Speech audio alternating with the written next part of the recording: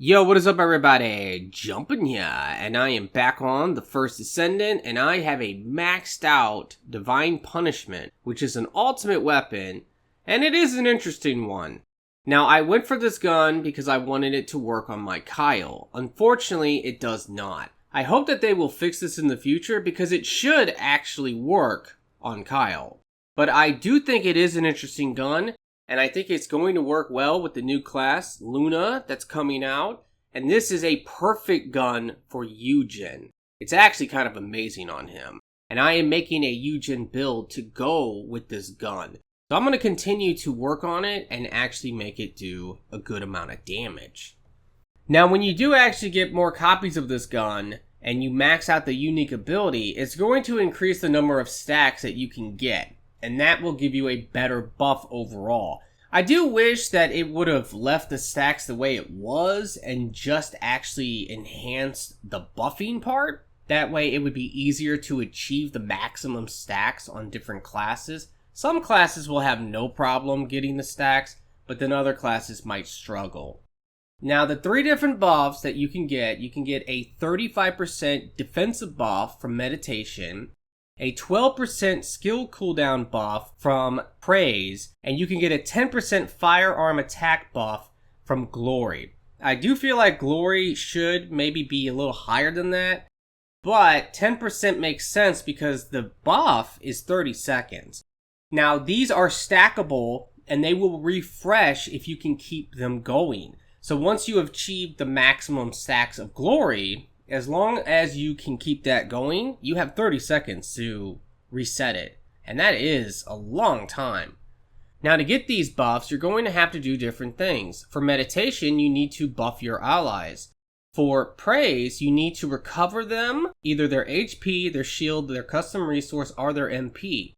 And then for Glory, you need to inflict a debuff on an enemy. Now, you can do that with Eugen, and there are classes that can absolutely do that, no problem, like Freyna. Now, the one thing that actually matters is going to be the skill cooldown modifier. That is huge. The 12% means that you can hit the cap of 90% pretty easily. And the reason why is because you can get 80%. 80% cooldown is kind of crazy. Cooldown scales. It scales big. So when you go from 80 to 90, it actually continues to make a huge difference. The prime example of this is if I use Spurt on Kyle, either it can be 3 seconds at 80%, or it can be 1.5 seconds at 90%. That is actually insane. Cooldown is amazing, and on Eugen, this is pretty strong. Mainly because when I buff my allies using my ultimate, which I have the skill card to modify this, and this is actually going to recover everyone's HP and shields by 80% of the maximum HP of that player. So if you're on an Ajax and you have, let's say, 15,000 shields and 25,000 health, which you can do pretty easily on an Ajax, if I use this, it's going to recover 80% of that 25,000 health, and it will give you shields back as well. So it is just an amazing ability, and with this weapon, I'm giving myself buffs. I'm able to give myself a nice firepower and skill power modifier by buffing allies, because I am using the ultimate mod, Passionate Sponsor. This is a pretty interesting build, but I am working on it currently. Once it's done, I will absolutely make a build guide for Eugen using this weapon and that amazing ultimate. Now, when it comes to my mods, I am building this for Toxic, and the reason for that is because when you inflict Toxic, it is a debuff, and it will give you stacks of Glory. You can actually put Toxic on your weapon as well. I would recommend doing this. I've noticed that when I have it on the weapon and I have the mod in, I do inflict it way faster. And I also want to get status attribute on my weapon. That way I can inflict it almost instantly. Now, outside of that, I am building this as well for magazine size, fire rate, and a lot of raw damage. I think I'm going to go down the weak point route. And the reason for that is because this weapon does not have good critical chance. It's only 10%. I don't really see the point of boosting my critical chance or damage with that low amount. I know that some people are probably interested, so if you are, here's my Eugen, at least my current version. I am working on them. I have 90% cooldown. And because of that, my ultimate, which is normally 50 seconds, is now 5 seconds. So I can spam it. It actually has a buff that it grants that will last for 5 seconds. It's perfect. Totally perfect. Now, let's talk about how do you get this gun and how did I grind it. I would absolutely recommend you try to do this on hard mode, or at least have hard mode unlocked.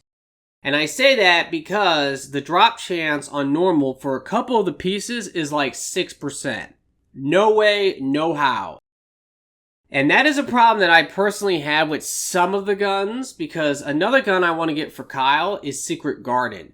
But there are pieces of that gun where the drop chance is only 10%, which means that it just will take forever to get the gun, and it's really going to take forever to max it out. You have to get the gun 5 times to max it out. And some of those hard mode guns, it's just going to be a nightmare. But this gun, every single one of the pieces will have 32% or higher drop chance. So it's not going to take long at all to get the piece that you want. The first piece that we're going to get is from an operation. In fact, all of these are from operations besides the final piece. But the first one is hard mode, and it's going to be the Seed Vault. And you need to go ahead and get this pattern, which is 84. And this has a 32% chance of dropping. It's actually the very common drop. It's one of them. So it's not going to take long to get that piece. Now, if you go to normal, which it's just better to do this way, you might have some options on hard mode for these, but I personally think that you're just way better off going to normal. But the first one is going to be Unknown Laboratory, and this pattern is pattern 10, and it has a drop chance of 38%. Again, that's amazing. And then the next one, which is what the gameplay you were watching in the beginning, it was me running through this operation and then fighting the boss afterwards. But this as well has a 38% drop chance for the Divine Punishment Nanotube. And then the final thing you need is the blueprint. Now to get the blueprint, you have options, but I personally think that the best one by far is if you have Sharon. If you have Sharon, you can go ahead and come to the desert. And over here, in this waste, you can go and do this. Now, you want to get pattern 89. You have to infiltrate this to get it. And it's only a 25% drop chance. And that's unfortunate because if you actually can farm it this way, the blueprint is, I believe, 32% drop chance from doing it. You have to go and do the reactor here. And also, this is a pretty nice little spot. If you have Sharon, you can go ahead and do this. And while you wait for it to come back, you can go and do the Void Fragment. And that will get you what you need, actually, to open the reactor. And then you can go ahead and hopefully get your blueprint. So this is your best bet. Sharon is amazing, and you should actually get her just so that you can infiltrate. Now, if you don't know what I'm talking about, if you go invisible, you can actually sneak into these little outposts and you can deactivate all of the terminals where normally you might destroy them. If you do it that way and then you kill the boss that spawns, you will be able to get a bonus reward. And another tip is that if you do have Sharon and you are mainly using her for this purpose just to do these, I would recommend put duration as much as you can in. That way you can actually get all 4 of them. When I do this, I can actually get all 4 of these. So this is your best bet if you want to actually get the blueprint.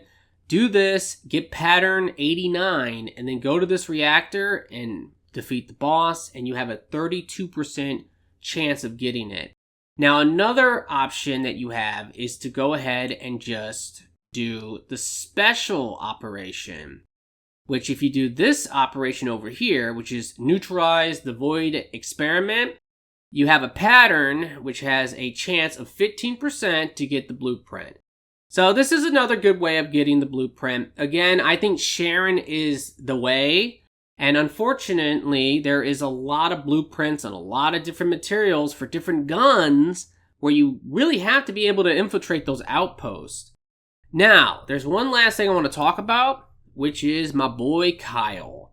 Now, when it comes to Kyle, I really wanted to get this gun because I wanted it to work. I wanted that 12% cooldown so bad.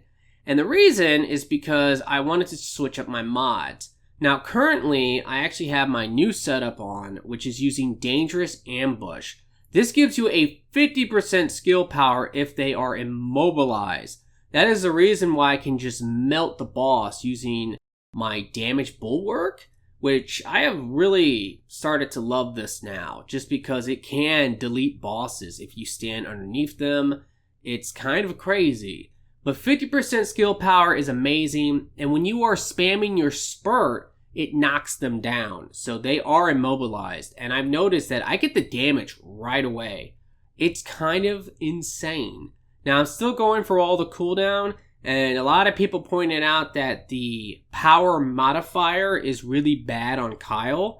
That is true to a certain extent, but I will say that if you do take this off, the damage does go down. It's not crazy, but it's like 30,000, 40,000, 50,000. It just depends. And to me, with my spurt, that's kind of a lot. So I just wanted to point that out.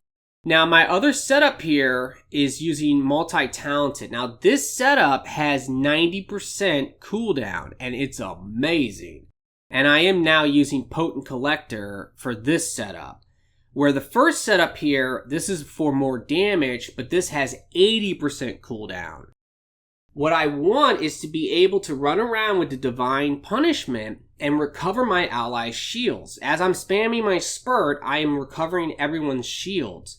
And if I'm doing that, if I can get the Praise buff, that 12% cooldown, I'll be at 90% with Kyle. And I'll still have this amazing damage from Deadly Ambush. The reason why you can't run these together is because they are the same type.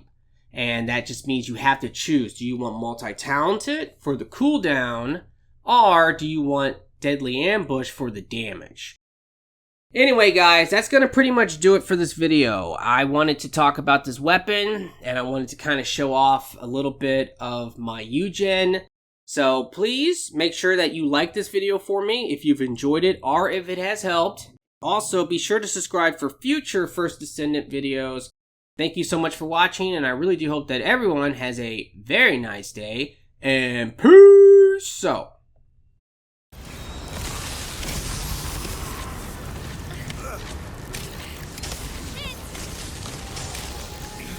Let's go.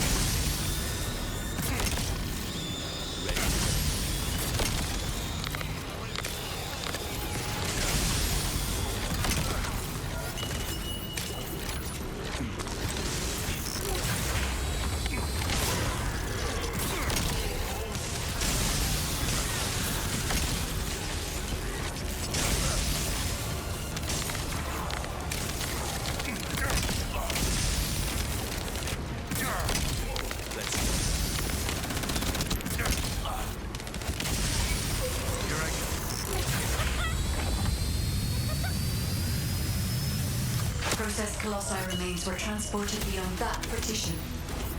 The furnace used to melt Colossi remains must be there, Descendant.